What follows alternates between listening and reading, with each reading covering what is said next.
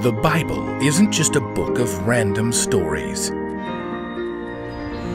It's 66 different books that come together to tell one story. An incredible one. About God's love for us. And now for an amazing story.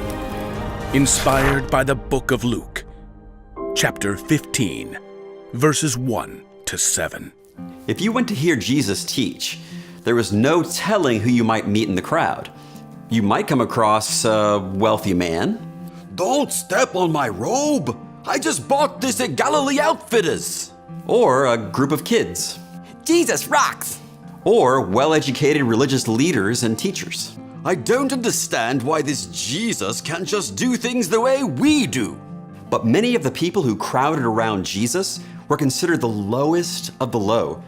Tax collectors who cheated people by taking extra money for themselves or the Romans, other men and women who had made wrong choices and broken God's laws. Jesus was happy to see everyone, especially those who were eager to hear God's words and change their lives. But the religious leaders thought that Jesus was bringing himself down to the level of these sinners. Look at that riffraff hanging out around Jesus. Ew, he should tell them to get out. See that tax collector over there? Jesus ate dinner at his house last night. That is totally over the line. Jesus overheard the whispers and knew just what the religious leaders were thinking in their hearts. But instead of arguing with them, he told a story. If he told it today, it might sound something like this. There was once a man with 100 sheep. We'll call him Bob.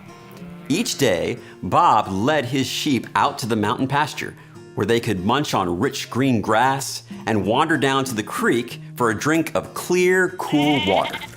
Curly, keep out of the whirlpool. Snowflake, back away from the rocks. Every evening, Bob led his flock back home to the sheepfold with its impressive steel fence. Check out these special infrared detectors. I installed them to zap all wolves, lions, bears, and any of your other type A predators. One evening, Bob herded all the sheep inside as usual. Let's see. Curly, you're 9 to 8. Cotton, 9 to 9. And Snowflake. Now where's Snowflake? Bob searched the sheepfold and recounted his sheep. 9 to 7, 9 to 8, 9 to 9. Snowflake, you rascal, where are you? Bob made one more frantic sweep of the pen, but it quickly became clear.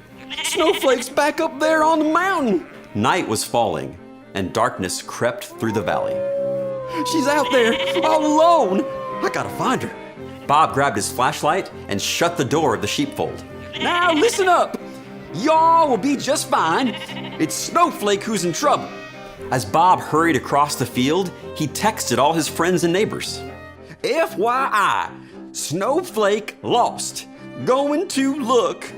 Bob rushed back up the mountain, scrambling over loose rocks and through bramble patches. No way can Snowflake stand up to a lion. The night grew darker.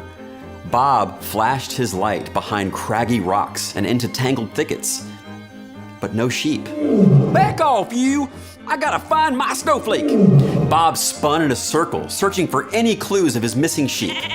That's gotta be her! I'm coming, Snowflake.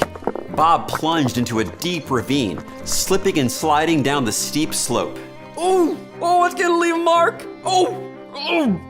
Even though Bob scraped his knee and bashed his elbow, it was worth it. There, trapped in the vines at the bottom, Snowflake! Carefully, Bob freed his lost sheep. He draped her over his shoulders and clawed his way up out of the ravine. Filled with joy, he raced down the hillside, calling his friends as he went. I found her. She's safe. Big party at my place, and you gotta come. The rest of the sheep were happy to see Snowflake back, and Bob shared his joy with friends and neighbors late into the night. As Jesus finished the story, the crowd listened in silence. Jesus looked directly at the religious leaders. I tell you, it will be the same in heaven. There will be great joy when one sinner turns away from sin. Yes, there will be more joy than for 99 godly people who do not need to turn away from their sins.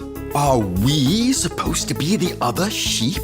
It's like he's saying God actually loves all those lost sinners, losers, people. Not one of the religious leaders had the nerve to respond to Jesus, but many of them understood what he was saying. God is quick to seek out and forgive everyone, no matter who they are or what they've done.